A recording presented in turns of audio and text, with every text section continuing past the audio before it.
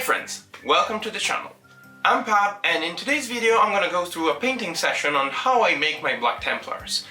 Not only that, I'm gonna try and show you how I make my grimdark look. It's a very simple but efficient technique that I've learned to use in this last year, and I hope it helps you too. Before we start, I'm gonna show you a couple of models that I've already painted for my army, so you're gonna have an idea on what I'm working on. So, as always, let me know what you're painting and let's get going.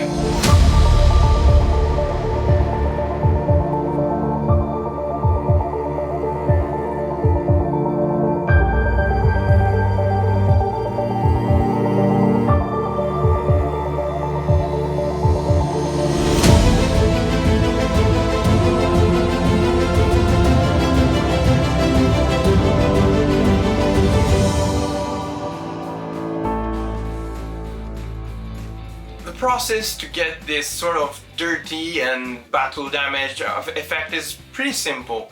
But before we get to that, we're gonna paint the mini as clean as we can. Let me show you how I do it. I used Chaos Black primer to cover the mini.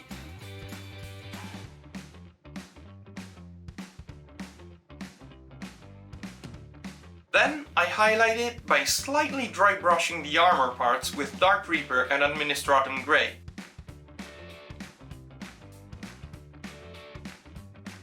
Be sure to dry brush mainly from the top or where light could hit the armor.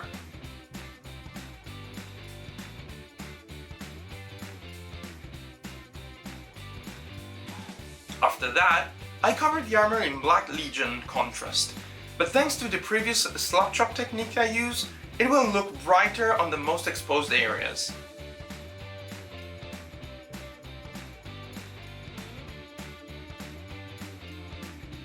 So, just like that, the armor is done.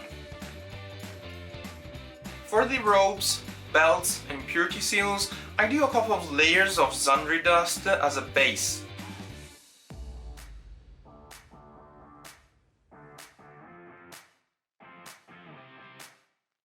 Then I start working outwards, doing some highlighting using Morghast Bone and thinner lines of Wraith Bone.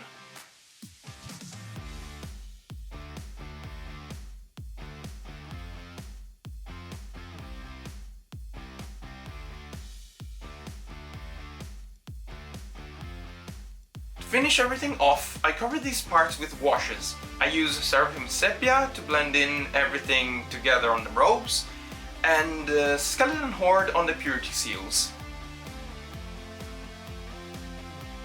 Before moving on, I sometimes do a very light dry brush of Morghast Bone to finish off the blending phase. Then I carefully cover all the leather with Gargut Sewers.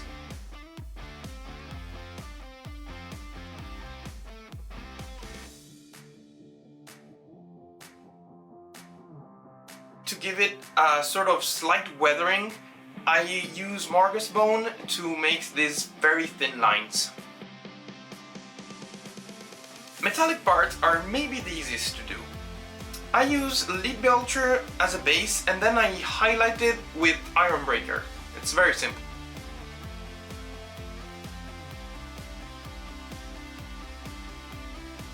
Using Sigrox Bronze, I work on all the belts and heraldry on the armor, topping it off with Agrax Earthshade and Nuln Oil for the other metals.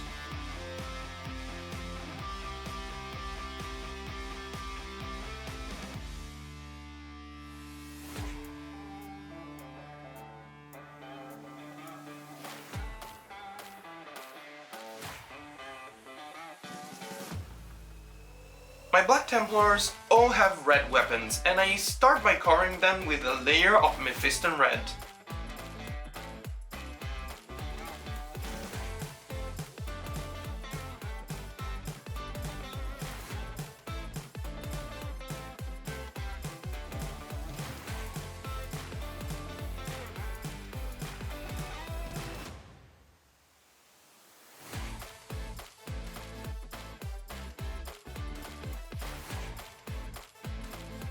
To highlight it, I carefully paint on the edges with Evil Sun Scarlet.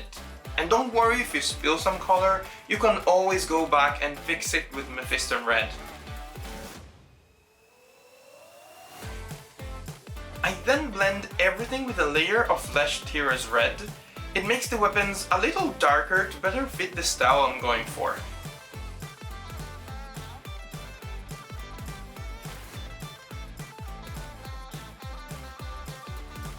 After working on the metals, I darken them using Nuln Oil.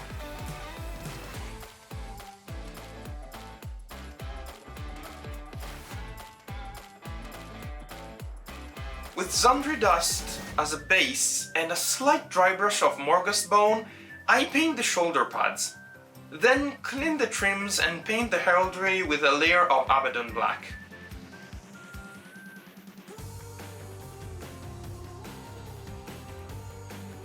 Now, to make a simple glowing effect on the lantern, roughly paint in the recesses with some matte white by Army Painter.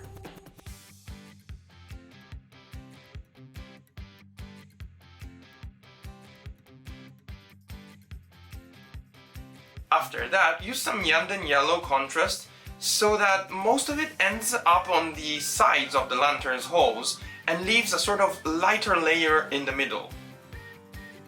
If you're not happy with the effect, you can always go in with either Flashgate Yellow or Matte White or even both to make it look even brighter. Then, to finish it off, simply using Sigrax Bronze with a wash of Agrax Earthshade will make the lantern look perfect. And now we get to the part that everyone loves, painting eyes. Using a very small brush and just a tiny bit of color, with Mephiston Red I try to cover the entire eye. Don't worry if you spill some, you can always fix it later. With Evil Sun's Scarlet, I drew a very thin line to make it look like their lenses with light in it.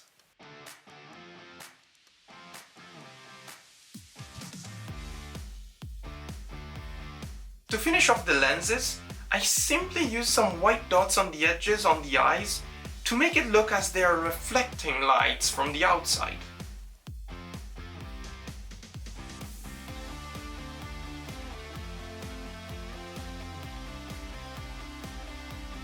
As you can see, the model is technically done, but if you've stayed, I know you want to know more. Now I'll show you how I easily apply this sort of grimdark look, so you can basically use it on a lot of models because it's really simple. Let me show you how I do it.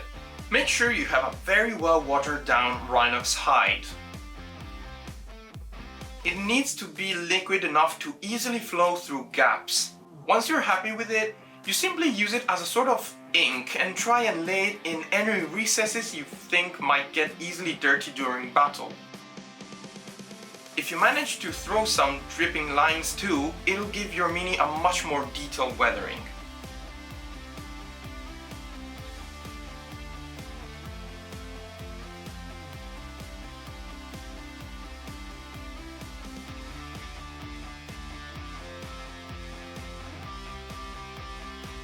For this next part, I use the cap of a paintbrush and insert the piece of a sponge in it.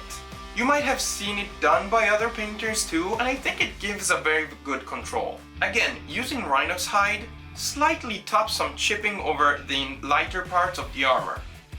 I try and concentrate my weathering on lower parts of the armor, especially on the shoulder pads. I try to make it look as dust and soil have deposited on the corners and on the lower parts of his feet and stuff like that.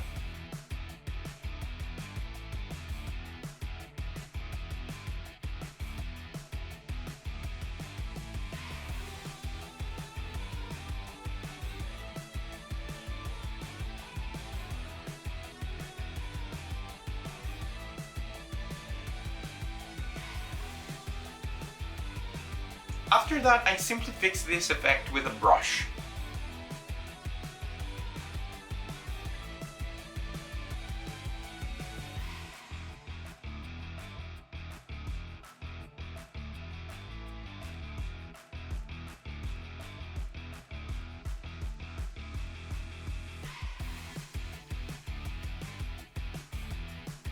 For this last part, you can either use Seraphim Sepia, which I think works great, But I like to use this engine effect by Vallejo, which will give the shoulder pads a sort of yellowed look.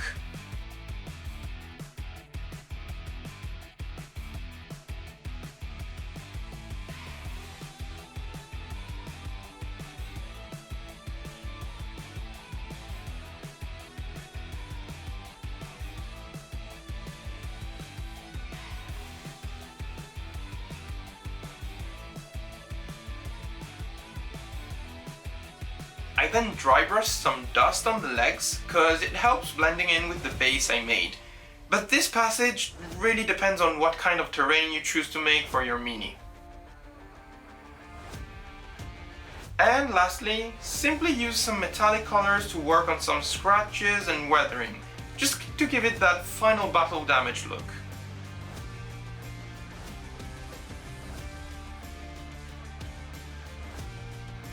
After everything is done, I take off the Mini from the cork stopper. I drill a hole in the base to use as an invite for the paper clip on my Mini's foot.